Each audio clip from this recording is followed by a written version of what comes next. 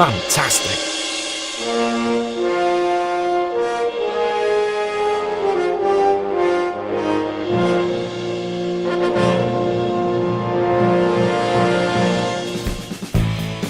Hello there, Master Hellish here, and welcome back to my Planet Coaster Let's Play. Now, today we're going to build something, and we're going to build something in particular. I've had the idea of building this for a while now, and I didn't know if it fitted in with what I wanted to do with the rest of this theme park, and I wasn't really sure how to go about it or the best way. And you've already seen a sneak peek of what we're going to be building here today. Now, you may have noticed I'm working faster than I've ever worked before. And that is simply because, yes, this video is a time-lapse video. I haven't done one of these in this series before. I do sometimes use time-lapse videos, but I kind of like to interact with you normally on a very one-to-one basis. But today I felt that I wanted to do this. I wanted to start at the beginning. I wanted to see it all the way through to the end, and I didn't want you to be watching me for what actually was in the end an hour and a half fiddling around with this building. So that you don't have to sit there watching me fiddle, I've done this time lapse, and yeah, well, I'll talk you through some of it as we go, as well as talk about some other things that crop up. Now here I've got the basic walls put in. The brick I think was very nice. I used a reference picture which I believed was very close to what I wanted. Here I'm trying to figure out how to do the steps. There's certain blocks in this kind of mode which only can be fitted to the grid, and then there's other blocks which can be moved around. So it's difficult, if you don't already know which piece does which, to actually know. You have to pick them up and play around with them. Now here's me trying to figure out how I can then offset these to make steps, and then I notice there's a gap, and I think, oh, do I need to fill the gap? And I think in the end I fill the top row and think whether I'm going to come back and do the rest or not. Now later on in this video you will notice that I stop using this method of moving things around, and I start using the advanced move option, which I think the shortcut key is X on the keyboard for that. Now I have no idea why this version of the move options in when the X one is so much better. It just completely. I could not get on with the way that you were supposed to move things around. Whenever I switched from one axis to another trying to move something somewhere, it just seemed to jump. I didn't know what was going on.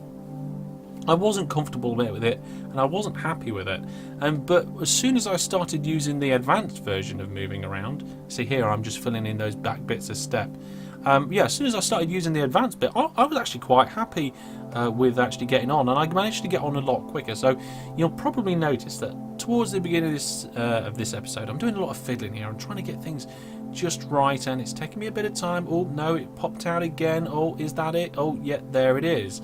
Whereas we get towards the end, I'm much more bam bam bam, and that's because a bit of practice is always making perfect. Now, as the kind of construction things goes, I have played around with this one. As you can see, I'm doing it right now. But I have also played on a similar game with a similar construction system. And to be honest, at the moment, I'm undecided on which one I like the best. Both of them seem to have good elements in. But I think I need to do a bit more playing around, build a few more things, and then I'll be able to decide. So here come the all-important iconic 4 pillars. Now to begin with, I wasn't sure whether I was going to be able to get this front bit right, and for the most part I was quite happy with it once I'd finished. I was trying to get some extra thickness to the ends of these side pieces because the building down the side of the steps does have kind of a fat end on it. I tried a few different ways of doing it with this concrete pillar, and then I found a couple of other bits, and I realised that I could do a little diagonal piece like that using a triangle. And then I thought, oh, hang on a second, I can make it twice as thick. And that's exactly what I did do, and this was the effect that I was actually eventually trying to achieve. So I was very happy with that. Just needed to move the columns a little bit, and I just used my eye for spacing the columns out. I just thought, well, it doesn't have to be inch by inch perfect, or does it? Let me know in the comments what you think. When you build something in these games, or when you're doing any sorts of this building, do you try and make it absolutely spot on perfect, or do you just use your eye and think, how close are people really going to look at this? So you see me there choosing the door, and it didn't take me too long to choose the door because the building that we're building, I haven't actually mentioned it yet. We'll talk about that a little bit about that in a bit. But the building that we're building has had a variety of doors throughout its lifetime, and the one in the period that we're referencing was this kind of one that we've got here with a kind of a big frame across the top of it, and then it also had it, but the one that was in my reference picture was square, with this one's got a rounded top, but I used a bit of artistic license there and just went with it. So whilst I put some more walls on, let's talk about what this building is. This building is the famous Courthouse building from the Back to the Future trilogy.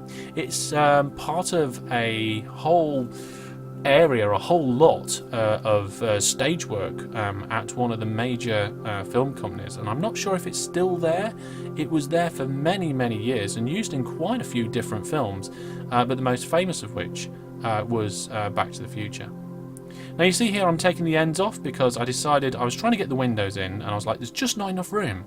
So I took the ends off, put the wall back, and completely and utterly made a terrible mistake. And if you've spotted that, I'll just leave it with you for a minute. What was my mistake just then? You will see.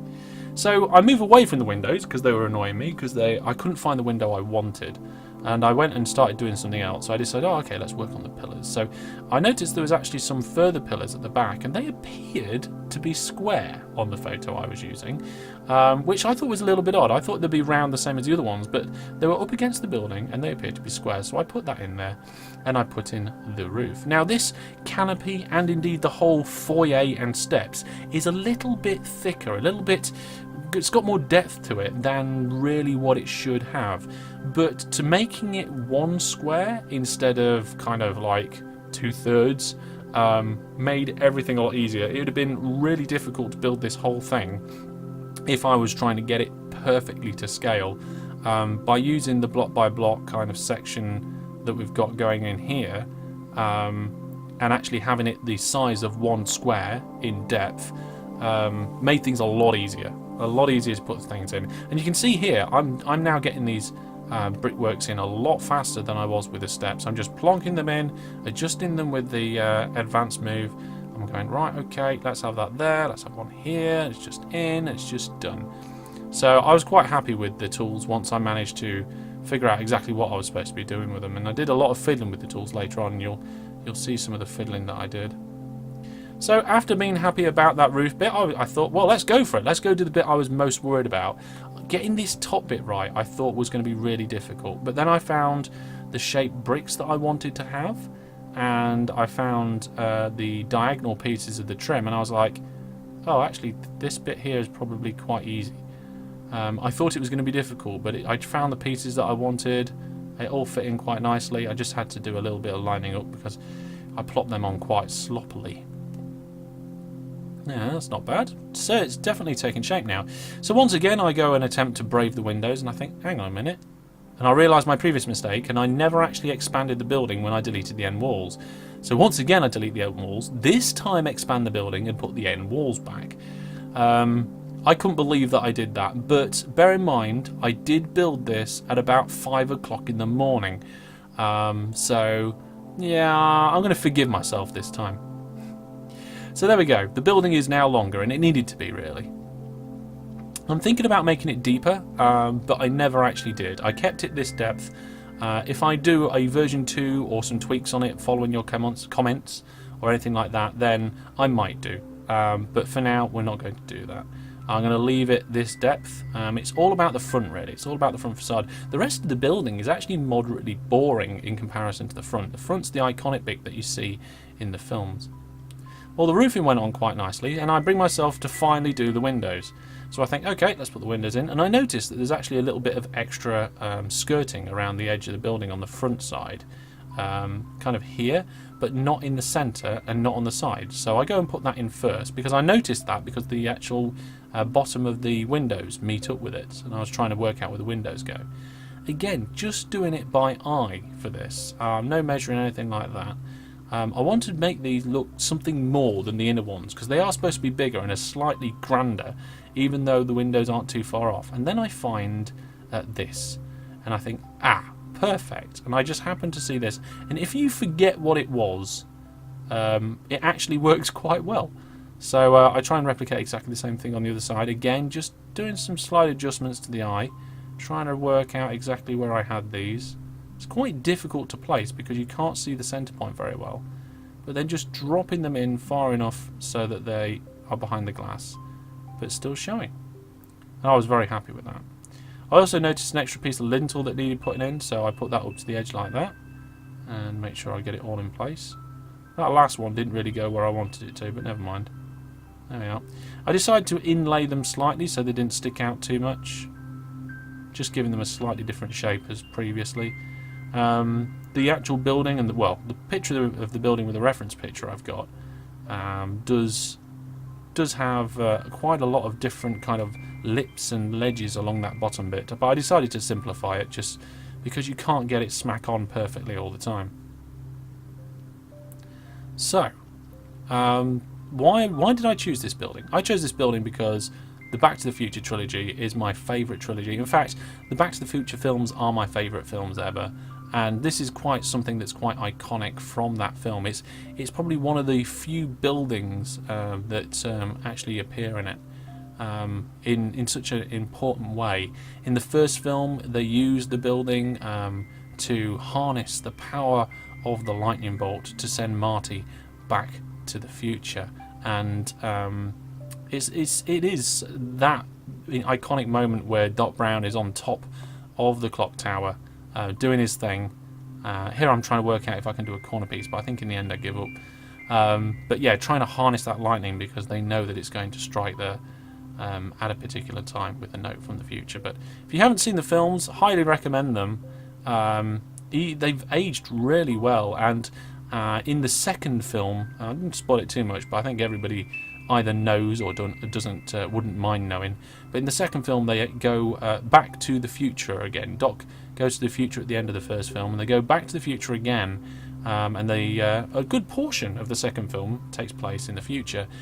And for that section that's in the future, we've actually gone past that date in our real timeline. So we kind of know how accurate they were in their predictions of the future, and they got lots of things surprisingly right, and you can see where they were heading with a lot of things. But that's for a whole different episode, and there's loads of YouTubers that have done comparison videos about how correct Back to the Future was. I mean, to the point where I was gonna do it because I'm such a big fan and I really wanted to do it, and I've been waiting for that moment for many years, and so many other people did it before the date even arrived, like leading up to it, that I just canned the whole idea.